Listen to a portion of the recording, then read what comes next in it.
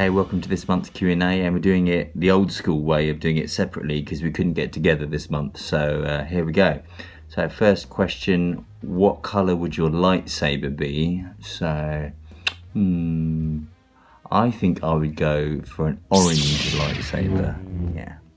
Brown. I think it's different, right? I would probably pick purple,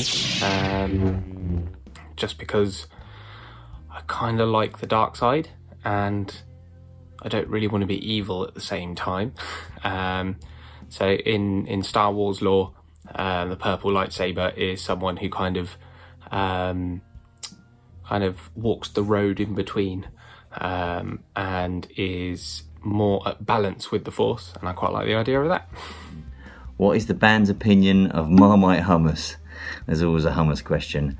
I haven't actually personally tried Marmite hummus, and I like Marmite and I like hummus, so I don't see why I wouldn't like them together, but I will try it and let you know. My opinion is, I like Marmite, don't like hummus, sorry. Now, I can only speak for myself. I'm not the biggest fan of Marmite. I do love hummus, so it's going to be a no from me. If you could all have any dream gear, i.e. amps, drums, what would your purchase be and why? Okay. So I think it's interesting because you always have a dream of what your perfect amps are, and I actually had an idea of what my amps would be different from my current setup, and there was this type of bass amp called an AD200, and I was convinced that that was my ultimate bass amp, and I got to try one out, and actually it turned out it didn't really fit with my tone. So it just shows you what you always think might be your dream amp might not actually fit with the sound that you have.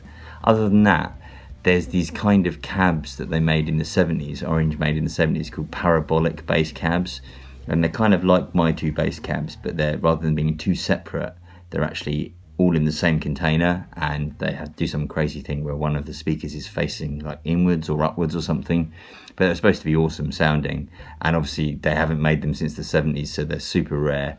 But if I could get my hands on one of those, a parabolic bass cab, that'd be pretty cool. You know what, I'm relatively happy with what I have. I'd like perhaps another Gibson Les Paul standard, just as like a backup for my current one, but I'm relatively happy. I don't really crave any stuff at the moment, which is weird.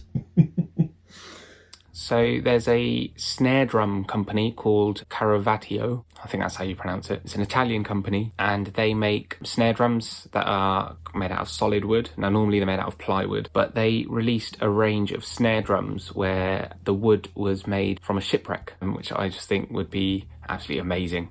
But yeah, I just like the idea of having a musical instrument that was once a shipwreck. Long-term goals of the band over the next 5 years. Okay, well, the obvious thing is the new album. Get the new album out, and then the new tour in April. That's within the next year, I guess. And then after that, you just tend to begin the cycle again, really. We've already started talking about writing songs for the following album. And after this April's tour, actually, we're thinking of doing a summer tour as well. And yeah, other than the process of continually writing and continually touring, we would like to expand. We'd like to try and go back into Europe again, make another attempt to get into Europe. And I think, just generally speaking, just keep expanding on ourselves musically. I've got a side project that I might bring in and things like that, really. Just more of the same, I guess, just continually growing and evolving our sound. For that one-off glam album and tour you could be planning, what sort of image or style would you go for? I would go for anything that Dave Hill from Slade used to wear.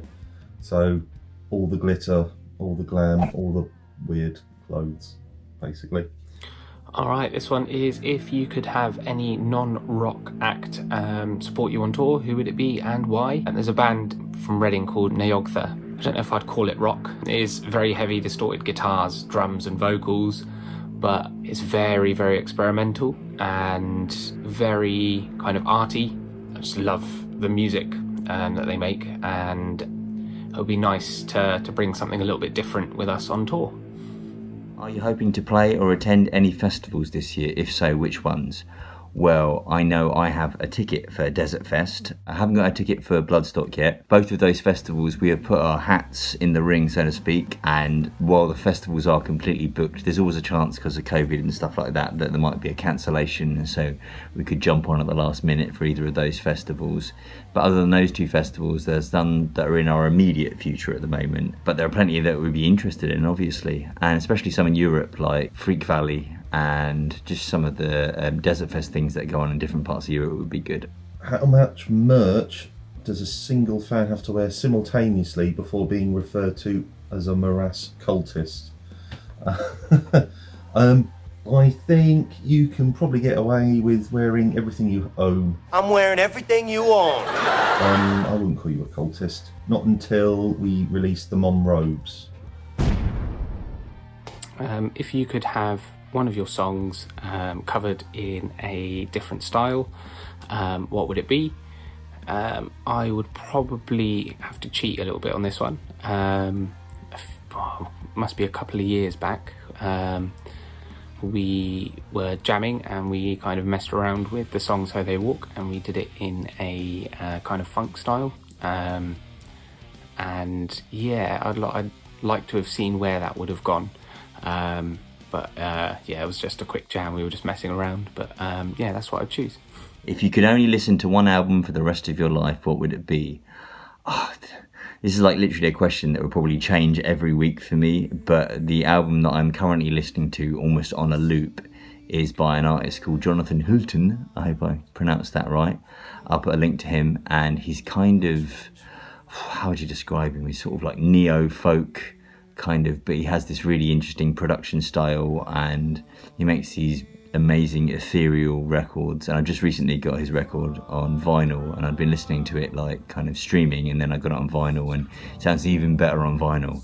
So it's called Chants from Another Place, and that's at the moment the record that I feel like at the moment I could listen to for the rest of my life. But that will change next week, so there we go. How do you feel about people making Lego figurines of you?